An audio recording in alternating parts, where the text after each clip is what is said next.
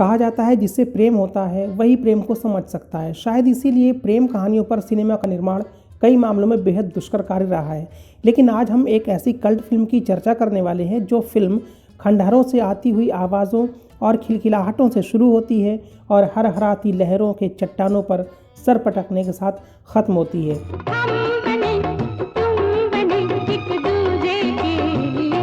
इन 3 घंटों में सिर्फ प्रेम है, उन्स है, मोहब्बत है, दीवानगी है और फना हो जाने तक सिर्फ और सिर्फ प्रेम है।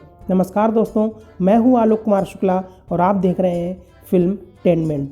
2 मई सन 1978 तेलुगु फिल्म इंडस्ट्री में एक फिल्म रिलीज़ हुई। फिल्म का नाम था मारो चरित्र, जिसके लेखक निर्देशक थे साउथ इंडिया के मशहूर फिल्मकार के बालचंदर। फिल्म में लीड रोल कमल हासन, सरिता और माधवी ने निभाई थी।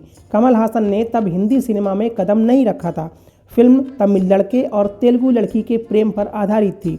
अपनी रिलीज़ के कुछ ही हफ्तों के भीतर फिल्म मारो चरित्र सुपर डुपर हिट साबित हुई और इसके लिए के बालचंदर साहब को बेस्ट डायरेक्शन के लिए साउथ इंडियन सिनेमा का फिल्म फेयर अवार्ड से नवाजा गया।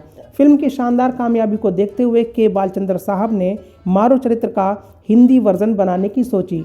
अब क्योंकि उन्हें ये फिल्म हिंदी भाषी ऑडियंस को ध्यान में रख के बनानी थी, इसलिए उन्हें एक ऐसी टीम तैयार करनी थी जो हिंदी सिनेमा की नब्ज़ को जानती हो, पहचानती हो। काम थोड़ा मुश्किल था, बहरहाल टीम बनाने का सिलसिला शुरू हुआ। सबसे पहले सवाल किरदारों की कास्टिंग का आया। के बालचंदर साहब ने कमल हासन और माधवी को हिंदी वर्जन में भी वासु और संध्या के किरदार निभाने के लिए बरकरार रखा।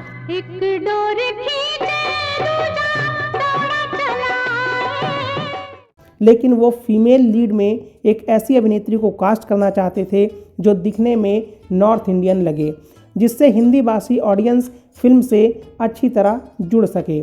इस वजह से मारो चरित्र की लीड एक्ट्रेस सरिता को फिल्म के हिंदी रीमेक में जगह नहीं मिली। फीमेल लीड रोल के लिए उस समय कई अभिनेत्रियों से संपर्क किया गया, मगर किसी न किसी वजह से वो फिल्म का हिस्सा नहीं बन सकी। इनमें पद्मिनी कोल्हापुरी जैसी अभिनेत्री भी शामिल थी।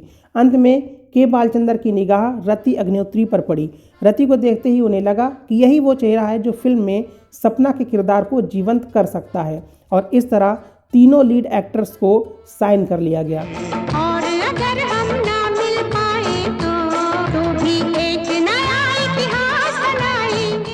यहाँ एक और बात जो ध्यान रखने की है वो ये कि इस फिल्म से पहले कमल हासन, माधवी और रति अग्निहोत्री दक्षिण भारतीय सिनेमा के हिस्सा थे और यह उन सभी की पहली हिंदी फिल्म थी। इसके बाद माथापच्ची शुरू हुई फिल्म के नाम को लेकर, क्योंकि हिंदी फिल्मों का टाइटल दर्शकों को सिनेमा घर तक खींचने में अहम भूमिका निभाता रहा है।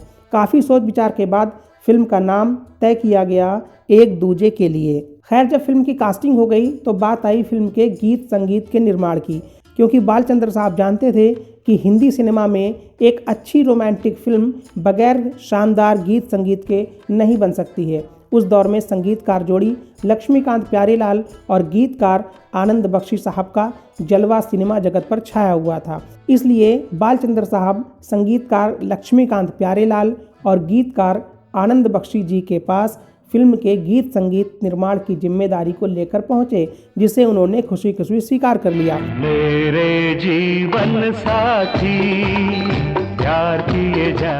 इसके बाद फिल्म के गीत संगीत के निर्माण के लिए कई बैठकें हुईं।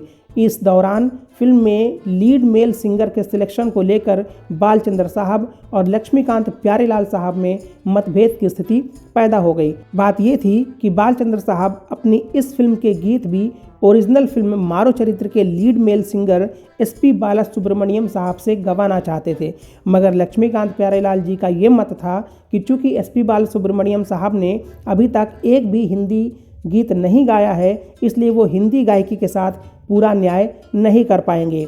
इस बीच बालचंदर साहब ने अपने मन की बात संगीतकार लक्ष्मीकांत प्यारेलाल से साझा की। उन्होंने कहा कि चूंकि फिल्म का लीड मेल कैरेक्टर वासु दक्षिण भारत का निवासी है और हिंदी अच्छी तरह से नहीं बोल पाता है, इसलिए ये ज़रूरी है कि उसका किरदार थोड़ी सी मद्रासी टच लिए हुए गाना गाए।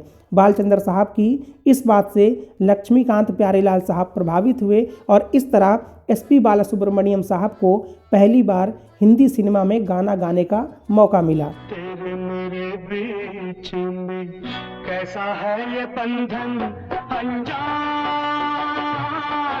खैर, आनंद बख्शी साहब और लक्ष्मीकांत प्यारेलाल जी ने फिल्म के गीत संगीत के निर्माण का काम पूरा कर लिया।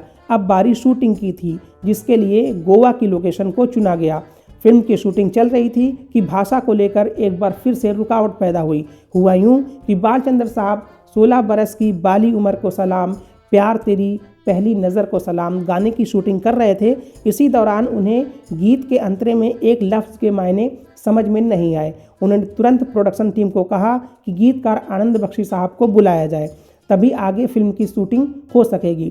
प्रोडक्शन टीम ने आनंद बख्शी साहब के मुंबई वाले घर पे फ़ोन किया तो मालूम हुआ कि वो हैदराबाद गए हैं। फिर उन्हें हैदराबाद कॉल लगाई गई और ये कहा गया कि बालचंद्र साहब जल्दी से जल्दी आपसे मिलना चाहते हैं, इसलिए जितना जल्दी हो सके वो गोवा पहुँचे। बख्शी साहब भागे भागे गोवा पहुँचे। जब बख्शी साहब शूटिंग के सेट पर गए तो उनकी मुलाकात बालचंद्र साहब से हुई। बालचंद्र साहब ने बख्शी साहब के सामने प्यार तेरी पहली नज़र सलाम की कुछ पंक्तियाँ पढ़ी। मिलते रहें यहाँ हम, ये है यहाँ लिखा, इस लिखावट की ज़ेरो ज़बर को सलाम। इस लिखावट की ज़ेरो ज़बर को सलाम। और पूछा कि बख्शी साहब ये ज़ेरो ज़बर का मतलब क्या होता है। बालचंद्र साहब के प्रश्न के जवाब में बख्शी साहब ने कहा, ज़ेरो ज़बर वो मात्राएं होती हैं जिनसे किसी शब्द को पूरा किया जाता है। जैसे आपकी फिल्म का नाम है एक दूजे के लिए, जिसमें एक किरदार दूसरे किरदार को पूरा कर रहा है, ठीक वैसे ही ज़ेरो ज़बर वो मात्राएं हैं जिनसे शब्द मुकम्मल होते हैं। ये सुनकर बालचंद्र साहब खुश होकर बोले, अच्छा ये मतलब है इसका, ठीक है, अब हम इस गाने को बिल्कुल नए तरीके से शूट करेंगे। और फिर बिल्कुल अलग तरीके से गाने को शूट किया गया। जब फिल्म बनकर तैयार हुई तो बालचंद्र साहब ने मशहूर शोमैन राज कपूर साहब को फिल्म के प्रीव्यू के लिए आमंत्रित किया। राज साहब फिल्म देखने पहुंचे और उन्हें फिल्म बेहद पसंद आई, मगर राज साहब को फिल्म का अंत बेहद दुखदाई और पीड़ा देने वाला लगा। राज साहब ने बालचंद्र से कहा कि अगर वो फिल्म का अंत ट्रेजिडी की जगह हैप्पी एंडिंग से करें तो बहुत अच्छा होगा। उनके मुताबिक हिंदी दर्शक इस पीड़ादायक क्लाइमेक्स को शायद स्वीकार न करें, लेकिन बालचंद्र साहब की राय ये थी कि चूंकि फिल्म तेलुगु फिल्म का रीमेक है, इसलिए इस फिल्म का अंत भी बिल्कुल ओरिजिनल वर्जन जैसा ही होना चाहिए। खैर, उसी अंत के साथ फिल्म पूरी हुई। 5 जून 1981 को जब फिल्म एक दूजे के लिए सिनेमा घरों में लगी तो पहले हफ्ते से ही इसने धूम मचा दी। हर तरफ सिर्फ इसी फिल्म की चर्चा थी। सारे सिनेमा हॉल दर्शकों से खचाखच भरे हुए थे। दर्शकों की भीड़ इतनी थी कि फिल्म वितरकों को नए थिएटरों में फिल्म की स्क्रीनिंग करवानी पड़ी। फिल्म में सभी का काम खूब सराहा गया। लता मंगेशकर जी और एसपी बालासुब्रमण्यम साहब की गायकी को बहुत पसंद किया गया। इस फिल्म के दुखद अंत ने ही इस फिल्म को कल्ट बना दिया। फिल्म का क्लाइमेक्स दर्शकों को जड़ करने में कामयाब हुआ। दीवारों पर लिखे उनके नाम, हवा में उड़ते लिखे गए मगर पोस्ट नहीं किए गए प्रेम पत्र, समंदर का हाहाकार, 2 बेजान शरीर एक दूजे का हाथ थामे, लहरों की पनाह में, मानो पूरी कायनात विलाप कर उठती हो। इस फिल्म के दुखद अंत से प्रेरित होकर उस समय कई असफल प्रेमी जोड़ों ने आत्महत्या का रास्ता अख्तियार कर लिया था। इस फिल्म की इतनी तारीफ हुई कि CNN, IBN की 100 सर्वकालीन सर्वश्रेष्ठ भारतीय फिल्मों की लिस्ट में एक दूजे के लिए और इसके ओरिजिनल तेलुगु वर्जन मारो चरित्र दोनों को जगह मिली। ये भी गजब की बात रही कि जिन एसपी बालासुब्रमण्यम साहब को लक्ष्मीकांत प्यारेलाल बतौर गायक लेने से कतरा रहे थे, उन्हें इस फिल्म के लिए सर्वश्रेष्ठ पुरुष पार्श्व गायक के राष्ट्रीय पुरस्कार से सम्मानित किया गया। साथ ही आनंद बख्शी साहब को तेरे मेरे बीच में कैसा है ये बंधन अनजाना गाने के लिए फिल्म फेयर के सर्वश्रेष्ठ गीतकार के खिताब से नवाजा गया। आप इस फिल्म के बारे में क्या सोचते हैं, हमें कमेंट बॉक्स में ज़रूर बताइएगा। उम्मीद है कि आपको ये वीडियो ज़रूर पसंद आई होगी, तो इस वीडियो को लाइक कीजिए, शेयर कीजिए और चैनल पर नए हों तो प्लीज़ इसे अभी सब्सक्राइब कर लीजिए, जिससे आपको हमारे चैनल की पुरानी और आने वाली वीडियोस देखने को मिलती रहें। तो आज के लिए इतना ही, फिर मिलते हैं किसी नए वीडियो में। तब तक के लिए नमस्कार।